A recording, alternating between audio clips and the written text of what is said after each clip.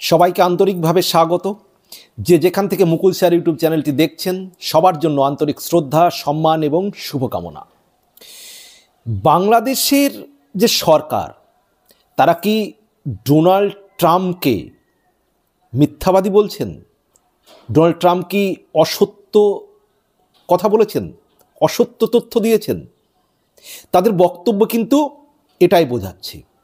এবং ডোনাল্ড ট্রাম্পকে এইভাবে মিথ্যাবাদী প্রমাণ করা, অসত্য কথা বলছেন এইটা বলা, বা ডোনাল্ড ট্রাম্পের একটা কথাকে অস্বীকার করা, যদি সঠিক প্রমাণ না থাকে তাহলে তার প্রতিক্রিয়া কি হতে পারে বুঝতে পারছেন? কেন এই কথা বলছি?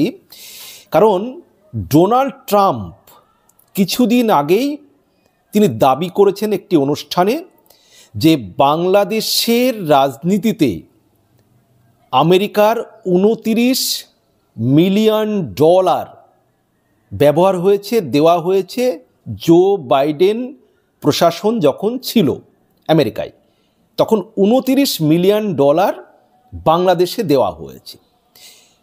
এবার এই কথাটি বেশ কিছুদিন পরে বাংলাদেশের যে বর্তমান সরকার চলছে, অন্তর্বর্তীকালীন সরকার ডক্টর ইউনূসের নেতৃত্বাধীন, সেই সরকার এই যে ডোনাল্ড ট্রাম্পের দাবি এক বিবৃতি দিয়ে বাংলাদেশ পররাষ্ট্র মন্ত্রণালয়ের এক বিবৃতিতে এই দাবিকে অস্বীকার করা হয়েছে। যে না, ডোনাল্ড ট্রাম্প যে তথ্য দিয়েছেন, ডোনাল্ড ট্রাম্প বলেছিলেন যে 2 ব্যক্তির মালিকানাধীন একটি সংস্থা, সেই সংস্থায় 29 মিলিয়ন ডলার দেয়া হয়েছে, যেটা ডোনাল্ড ট্রাম্প বলেছিলেন বাংলাদেশকে। কিন্তু বাংলাদেশের পররাষ্ট্র মন্ত্রণালয় এই দাবিকে তারা অস্বীকার করছে যে না, এটা হয়নি।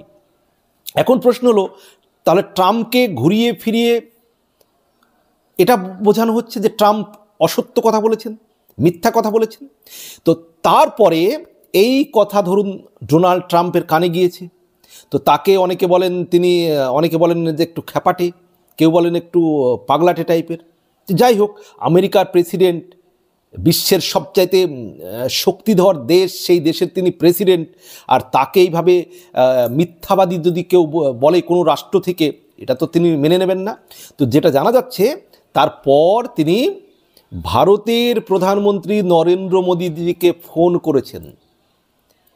এমনিতেই ভারতে তিনি আসছেন মার্চ মাসে, নরেন্দ্র মোদীজির সঙ্গে তার বৈঠক হবে, আলোচনা হবে। এবং এটাও জানা যাচ্ছে যে ডোনাল্ড ট্রাম্প শেখ হাসিনার সঙ্গেও বৈঠক করতে পারেন। শেখ হাসিনা নাকি এরকম একটা ইচ্ছা প্রকাশ করেছেন, এবং পরিস্থিতি কোন দিকে যাচ্ছে সেটা আর কিছুদিন পর ক্লিয়ার হবে। তবে ডোনাল্ড ট্রাম্পের সঙ্গে নাকি শেখ হাসিনার বৈঠকও হতে পারে। তো যাই হোক, ডোনাল্ড ট্রাম্প ভারতের প্রধানমন্ত্রী নরেন্দ্র মোদীজিকে ফোন করেছেন। ফোন করে তিনি কিন্তু এই বিষয়টি আলোচনা করেছেন, এবং ভারত মোটামুটি একটা প্রস্তুতি নিয়েছে। কারণ বাংলাদেশ তো অতিরিক্ত করছে, বাংলাদেশ অতিরিক্ত বলতে গেলে এই বর্তমান যে সরকার চলছে, এই যে সরকার, এই যে পাকিস্তানপন্থী 1971-এর স্বাধীনতার বিরোধী যে সরকার চলছে, এই সরকার এখন পাকিস্তানকে তাদের বন্ধু ভাবছে। তো এই সরকার যেভাবে ভারত বিরোধী কার্যকলাপ করছে, ভারতের বিরুদ্ধে একের পর এক বক্তব্য রাখছে, সেখানে নরেন্দ্র মোদীজি, ভারতের প্রধানমন্ত্রী, তিনি কিন্তু অনেক ধৈর্য দেখিয়েছেন। এবং 7 মাস ধরে যেভাবে বাংলাদেশে উগ্র চিন্তাধারা, একেবারে যেভাবে সন্ত্রাসী কার্যকলাপ বেড়েই চলেছে, ভারত বিরোধী বক্তব্য বেড়েই চলেছে, সেক্ষেত্রে ভারত কিন্তু যথেষ্ট ধৈর্যের পরিচয় দিয়েছে। কিন্তু যেহেতু ডোনাল্ড ট্রাম্প আসছেন, তার সঙ্গে আরেকটু কথাবার্তা হবে, একটু আলোচনা হবে, তারপর কিন্তু ভারত বাংলাদেশের বিষয়ে কিন্তু অ্যাকশানে যাবে। এবং এখন পর্যন্ত যেটা জানা যাচ্ছে, এই মার্চ মাসেই বাংলাদেশ বিষয়ে ভারত কিন্তু অ্যাকশানে যাবে। যদি ওয়াকারুজ্জামান সম্প্রতি বিদেশে গিয়েছেন, বিদেশ সফর থেকে ফিরে এসে তিনি যদি বড় কিছু ঘটাতে পারেন, এই সরকারকে হটিয়ে, সেটা সেনা শাসক হোক বা শেখ হাসিনাকে বাংলাদেশে ফিরিয়ে শাসন ক্ষমতা ফিরিয়ে দেওয়ার মতো উদ্যোগ তিনি গ্রহণ করতে পারেন, তাহলে একটা দিক গেল, তাহলে আর হয়তো বড় কোনো পদক্ষেপে ভারত নাও যেতে পারে।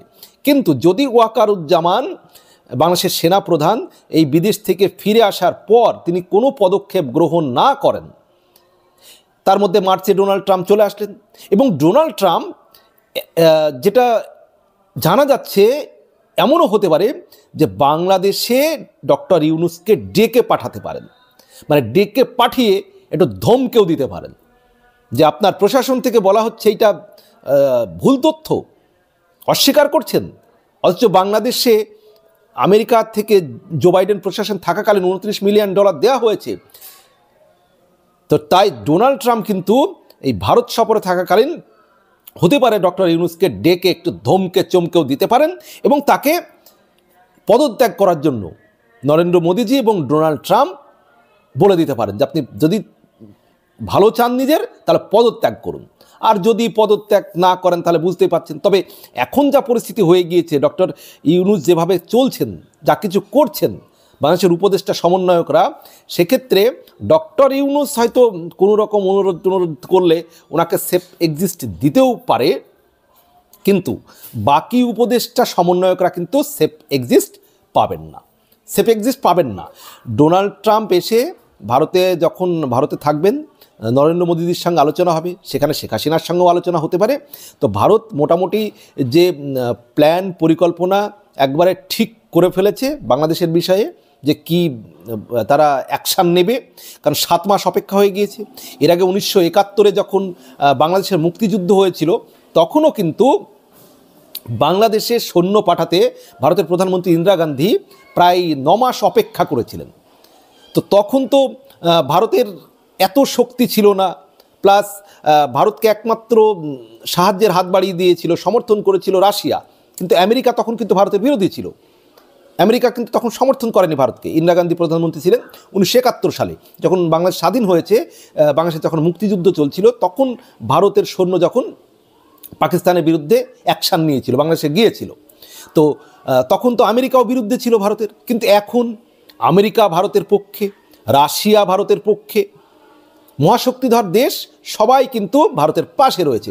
এবং ডোনাল্ড ট্রাম্প তো বলেই দিয়েছেন যে বাংলাদেশ বিষয়টি আমি প্রধানমন্ত্রীর উপর ছেড়ে দিচ্ছি, অর্থাৎ নরেন্দ্র মোদীজির উপর ছেড়ে দিচ্ছেন। তো এখন ভারতের প্রতিবেশী দেশ হিসাবে বাংলাদেশ, যে বাংলাদেশের চারিদিকে ভারত, মানে ভারতের পেটের মধ্যে রয়েছে বাংলাদেশ, এখন তারা যদি এই উগ্র জঙ্গিবাদী কার্যকলাপ ঘটায়, সন্ত্রাসী কার্যকলাপ ঘটায়, তারা যদি পাকিস্তানের সঙ্গে দহরম মহরম করে, পাকিস্তান থেকে নৌজাহাজ বাংলাদেশে সরাসরি চলে আসছে, এখন এই নৌজাহাজ আসার নাম করে যদি বাংলাদেশে বিভিন্ন পাকিস্তান সামরিক ঘাঁটি তৈরি করে, বিভিন্ন বাংলাদেশকে ব্যবহার করে, বাংলাদেশের ভূখণ্ড ব্যবহার করে যদি ভারতকে অস্থির করার চেষ্টা করে, সেটা তো ভারত মেনে নিতে পারে না। ভারত শান্তিপ্রিয় দেশ, অনেক ধৈর্য দেখিয়েছে, কিন্তু এবার কিন্তু অ্যাকশান নেওয়ার সময় হয়ে গিয়েছে। এবং এই যে ডোনাল্ড ট্রাম্পকে অসত্য কথা বলছেন, ডোনাল্ড ট্রাম্পের কথাকে অস্বীকার করছে বাংলাদেশ যে পররাষ্ট্র মন্ত্রণালয়ের একটা বিবৃতিতে, মানে পরোক্ষে মিথ্যাবাদী বলা, সেই পরোক্ষে মিথ্যাবাদী বলার যে কি প্রতিক্রিয়া, সেটা কিন্তু বুঝতে পারবেন। কারণ আপনারা ডোনাল্ড ট্রাম্পকে কিন্তু খেপিয়ে দিয়েছেন। এবার নরেন্দ্র মোদীজিকে মানে আরও বেশি করে অ্যাকশানে যাওয়ার ব্যাপারে উনি যে আরও পরামর্শ দেবেন বা বলবেন, এ বিষয়ে কিন্তু সন্দেহ নেই।